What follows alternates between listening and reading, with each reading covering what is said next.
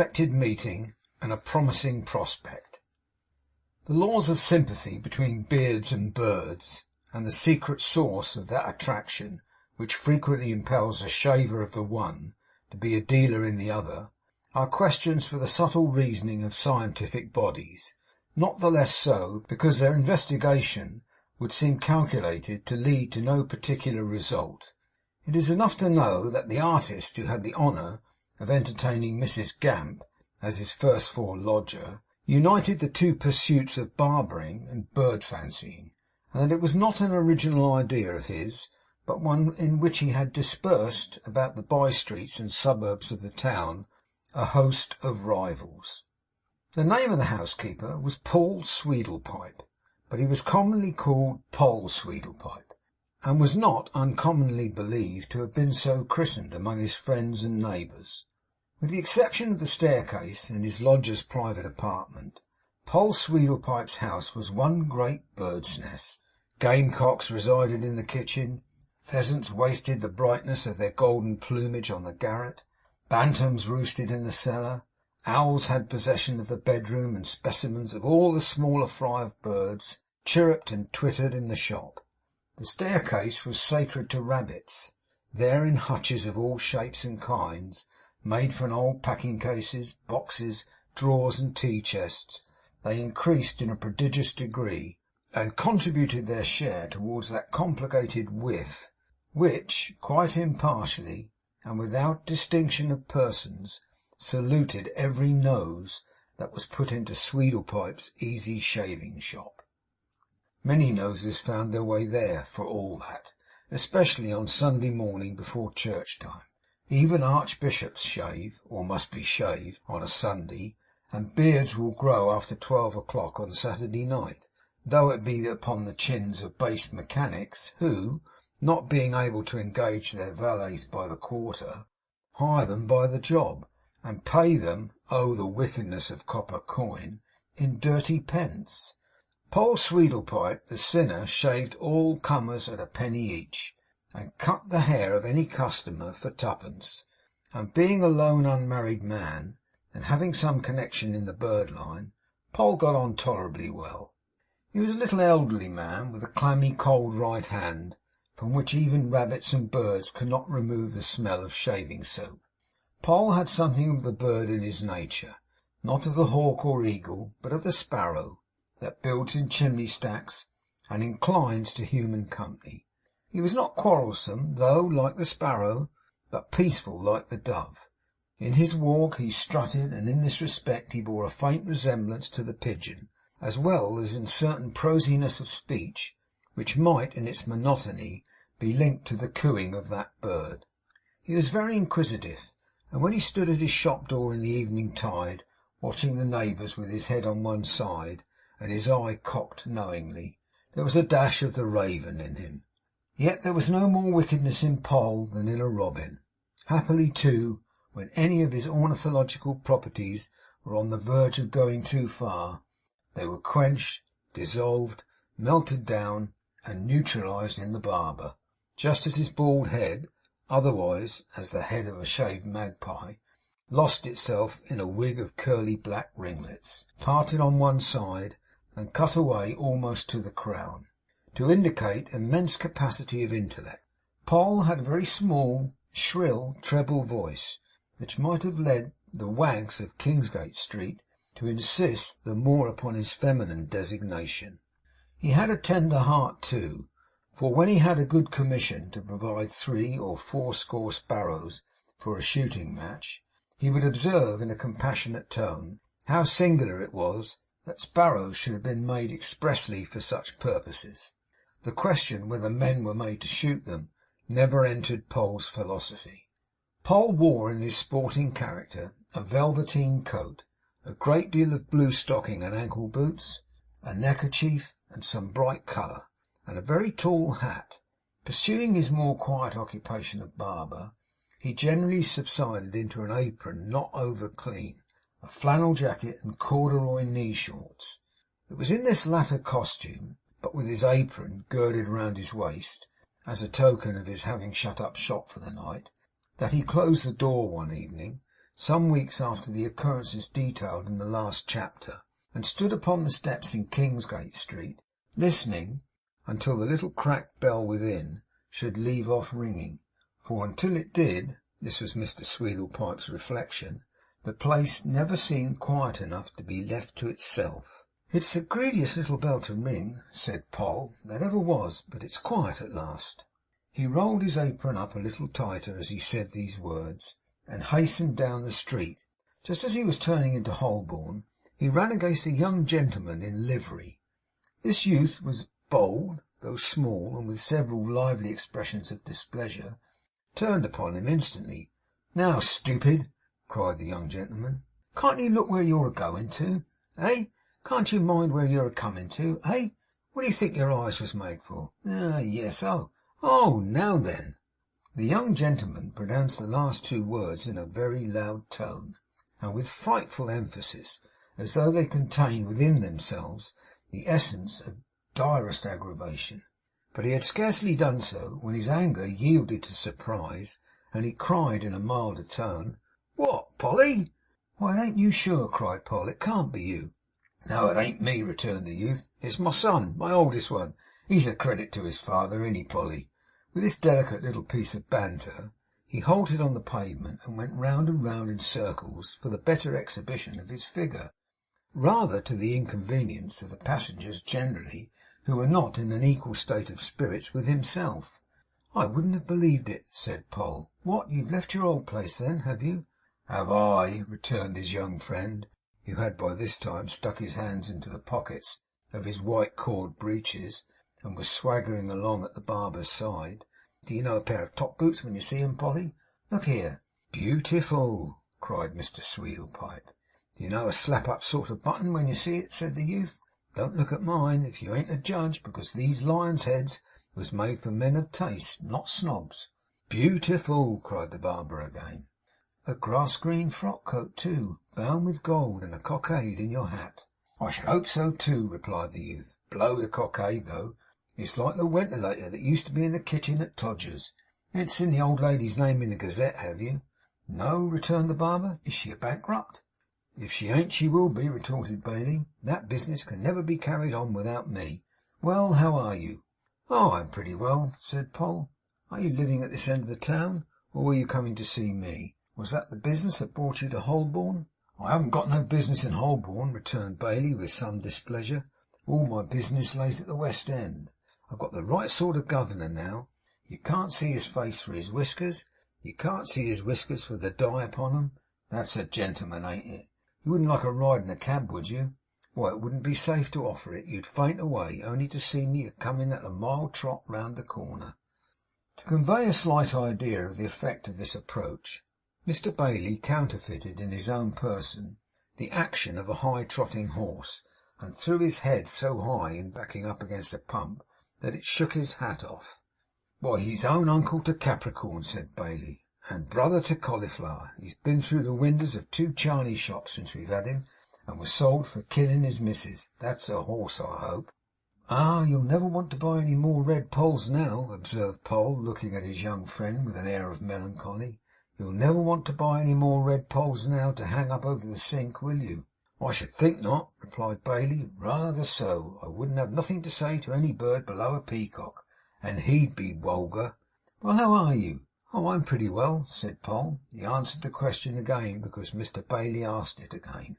Mr. Bailey asked it again because, accompanied with a straddling action of the white cords, a bend of the knees, and a striking forth of the top boots, it was an easy, horse, fleshy, turfy sort of thing to do. "What are you up to, old feller?" added Mr. Bailey with the same graceful rakishness. He was quite the man about town of the conversation, while the easy shaver was the child. "Why, I'm going to fetch my lodger home," said Paul. "A woman! For a £20 note!" The little barber hastened to explain that she was neither a young woman nor a handsome woman, but a nurse, who had been acting as a kind of housekeeper to a gentleman for some weeks past, and left her place that night in consequence of being superseded by another and more legitimate housekeeper, to wit, the gentleman's bride. "He's newly married, and he brings his young wife home to night," said the barber, "so I'm going to fetch my lodger away. Mr. Chuzzlewit's, close behind the post office, and carry her box for her. Jonas Chuzzlewit? said Bailey. Ah, returned Paul. That's the name, sure enough. Do you know him? Not at all. And I don't know her. Not neither. Why, they first kept company through me, almost. Eh? said Paul. Ah, said Mr. Bailey with a wink. And she ain't bad looking, mind you, but her sister was the best. She was the merry one. I often used to have a bit of fun with her in the old times. Mr. Bailey spoke as if he already had a leg and 3/4 in the grave, and that this had happened 20 or 30 years ago. Paul Sweedlepipe, the meek, was so perfectly confounded by his precocious self-possession and his patronizing manner, as well as by his boots, cockade, and livery, that a mist swam before his eyes, and he saw, not the Bailey of acknowledged juvenility from Todgers's commercial boarding-house, who had made his acquaintance within the 12-month by purchasing at sundry times small birds at twopence each, but a highly condensed embodiment of all the sporting grooms in London, an abstract of all the stable knowledge of the time, a something at a high pressure that must have had existence many years, and was fraught with terrible experiences. And truly, though in the cloudy atmosphere of Todgers, Mr. Bailey's genius had ever shone out brightly in this particular respect, it now eclipsed both time and space, cheated beholders of their senses, and worked on their belief in defiance of all natural laws. He walked along the tangible and real stones of Holborn Hill, an undersized boy, yet he winked the winks, and thought the thoughts, and did the deeds, and said the sayings of an ancient man. There was an old principle within him, and a young surface without. He became an inexplicable creature, a breeched and booted sphinx. There was no course open to the barber but to go distracted himself, or take Bailey for granted, and he wisely chose the latter. Mr. Bailey was good enough to continue to bear him company, and to entertain him as they went, with easy conversation on various sporting topics, especially on the comparative merits, as a general principle, of horses with white stockings and horses without. In regard to the style of tail to be preferred, Mr. Bailey had opinions of his own, which he explained, but begged that they might by no means influence his friends, as here he knew he had the misfortune to differ from some excellent authorities.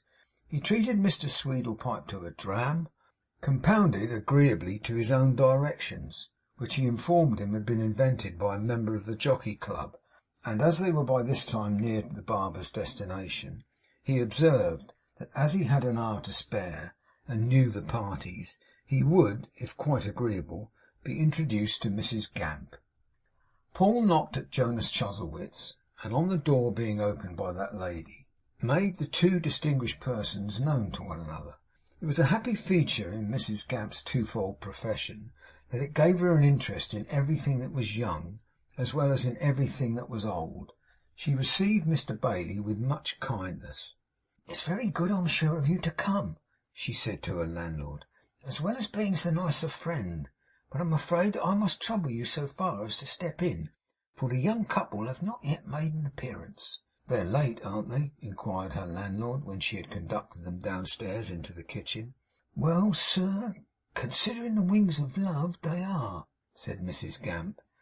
Mr. Bailey inquired whether the wings of love had ever won a plate, or could be backed to do anything remarkable, and being informed that it was not a horse, but merely a poetical or figurative expression, evinced considerable disgust. Mrs. Gamp was so very much astonished by his affable manners and great ease, that she was about to propound to her landlord in a whisper the staggering inquiry whether he was a man or a boy, when Mr. Sweedlepipe, anticipating her design, made a timely diversion. "He knows Mr. Chuzzlewit," said Paul aloud. "There's nothing he don't know, that's my opinion," observed Mrs. Gamp. "All the wickedness of the world is print to him." Mr. Bailey received this as a compliment, and said, adjusting his cravat, "Rather so." "As you knows Mrs. Chuzzlewit, you knows perhaps what her christened names is," Mrs. Gamp observed. "Charity," said Bailey. "That it ain't," cried Mrs. Gamp. "Cherry, then," said Bailey. "Cherry's short for it all the same." "It don't begin with a C at all." retorted Mrs Gamp, shaking her head. It begins with a M. Phew! cried Mr Bailey, slapping a little cloud of pipe clay out of his left leg. Then he's been and married the merry one. All these words were mysterious. Mrs Gamp called upon him to explain, which Mr Bailey proceeded to do, that lady listening greedily to everything he said. He was yet in the fullness of his narrative, when the sound of wheels and a double knock at the street door announced the arrival of the newly married couple. Begging him to reserve what more he had to say for her hearing on the way home, Mrs Gamp took up the candle and hurried away to receive and welcome the young mistress of the house. "Wishing you happiness and joy with all my heart," said Mrs Gamp, dropping a curtsy as they entered the hall. "And you too, sir. Your lady looks a little tired with the journey, Mr Chuzzlewit, but a pretty dear." "She's bothered enough about it," grumbled Mr Jonas. "Show a light now, will you?" "This way, ma'am, if you please," said Mrs Gamp, going upstairs before them. "Things has been made comfortable as they could be, but there's many things you'll have to alter your own self when you gets time to look about you. Ah, sweet thing! But you don't," added Mrs Gamp internally, "you don't look much like a merry one, I must say." It was true she did not. The death that had gone before the bridal seemed to have left its shade upon the house. The air was heavy and oppressive. The rooms were dark. A deep gloom filled up every chink and corner.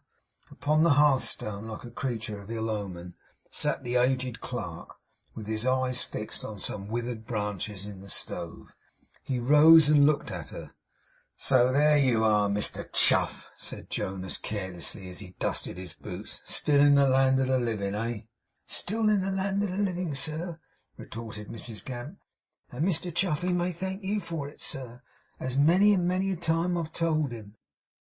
Mr Jonas was not in the best of humours, for he merely said, as he looked round, "We don't want you any more, you know, Mrs Gamp." "I'm a going immediate, sir," returned the nurse.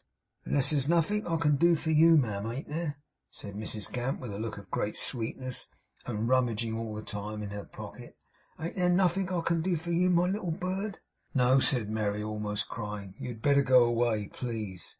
With a leer of mingled sweetness and slyness, with one eye on the future, one on the bride, and an arch expression in her face, partly spiritual, partly spirituous, and wholly professional and peculiar to her art, Mrs Gamp rummaged in her pocket again, took from it a printed card, whereon was an inscription copied from her signboard. "Will you be so good, my darling dovey of a dear young married lady," Mrs Gamp observed in a low voice, "as put that somewheres where you can keep it in your mind. I'm well beknown to many ladies, and it's my card. Gamp is my name, and Gamp my nater, living quite handy. I will make so bold as to call in now and then, and make inquiry to how your health and spirits is, my precious chick." And with innumerable leers, winks, coughs, nods, smiles, and curtsies, all leading to the establishment of a mysterious and confidential understanding between herself and the bride, Mrs Gamp, invoking a blessing upon the house, leered, winked, coughed, nodded, smiled, and curtsied herself out of the room. "But I will say, and I would if I was led a Martha to the stakes for it," Mrs Gamp remarked below stairs in a whisper, "that she don't look much like a merry one at this present moment of time." "Oh, wait till you hear her laugh," said Bailey. Cried Mrs Gamp in a kind of a groan. "I will, child." They said no more in the house, for Mrs Gamp put on her bonnet, Mr Sweedlepipe took up her box, and Mr Bailey accompanied them towards Kingsgate Street, recounting to Mrs Gamp as they went along the origin and progress of his acquaintance with Mrs Chuzzlewit and her sister. It was a pleasant instance of this youth's precocity that he fancied Mrs Gamp had conceived a tenderness for him, and was much tickled by her misplaced attachment. As the door closed heavily behind them, Mrs Jonas sat down in a chair, and felt a strange chill creep upon her. Whilst she looked about the room, it was pretty much as she had known it, but appeared more dreary. She had thought to see it brighten to receive her. "It ain't good enough for you, I suppose?" said Jonas, watching her looks. "Why, it IS dull," said Mary, trying to be more herself. 'It'll be duller afore you're done with it,' retorted Jonas, 'if you give me any of your airs. You're a nice article to turn sulky on first coming home.